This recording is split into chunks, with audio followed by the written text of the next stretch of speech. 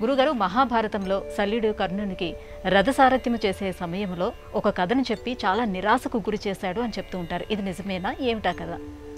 నిజమేనమ్మా. నిజానికి నకుల సహదేవులకు మేనమామ శల్యుడు.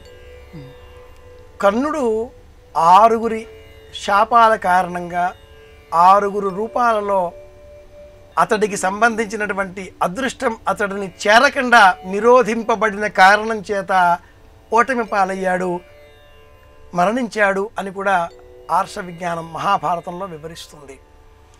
నరవర నీచే నాచే వరమరిగిన కుంతి చేత వాసవి చేతన్ అనే ఒక పద్యాన్ని కూడా పెద్దలు ఈ సందర్భంలో ఉట్టంకిస్తూ ఉంటారు. నా వంటి వీరుడు యుద్ధం చేసే సమయంలో రథసారథ ఎలాంటి వాడు ఉండాలి?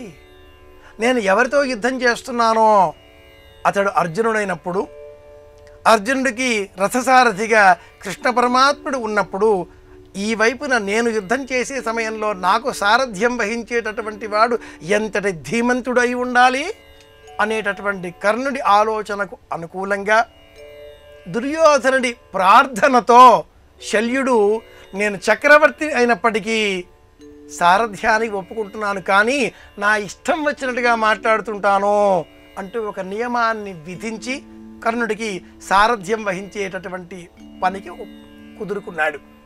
ఒప్పందం మేరకు కర్ణుడికి సారథ్యం చేసే సమయంలో శల్యుడు కటువైన పరుషోక్తులు అనేకం మాట్లాడుతూనే ఉన్నాడు. అందులో ఒక కథ ప్రసిద్ధమైనది.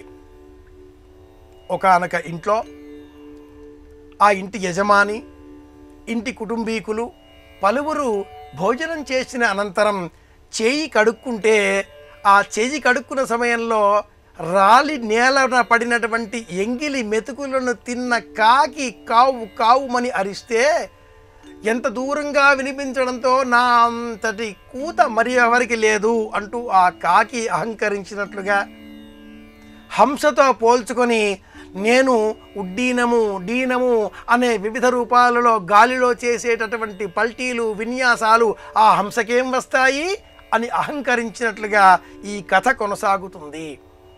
ఒక ఓడపైన ధ్వజస్తంభం మీద లేక టెక్కం మీద వాలిన ఒక కాకి ఏదో కారణం చేత ఆ ఓడ అలా నీటిలో ఒక వృత్తాకారంగా తిరిగి మళ్ళీ కేంద్రానికి చేరుకోవడంతో సముద్రమంతా నేను విహరించాను అంటూ అహంకరించి హంసతో పోటీ పడింది.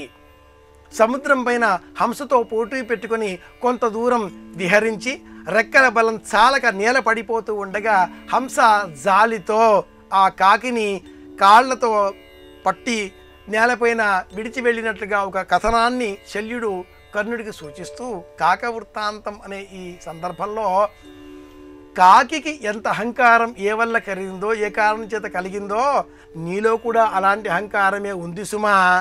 అటువైపు ఉన్నది ఎవరు? పాండవ మధ్యముడు అంటూ ఇలా అర్జునుడిని కీర్తించడంతో కర్ణుడు కొంత నిరాశకు లోనయ్యాడు, నిస్పృహకు గురి అయ్యాడు. యుద్ధంలో ఓటమి రావాలి అంటే మానసిక బలం క్షీణించాలి.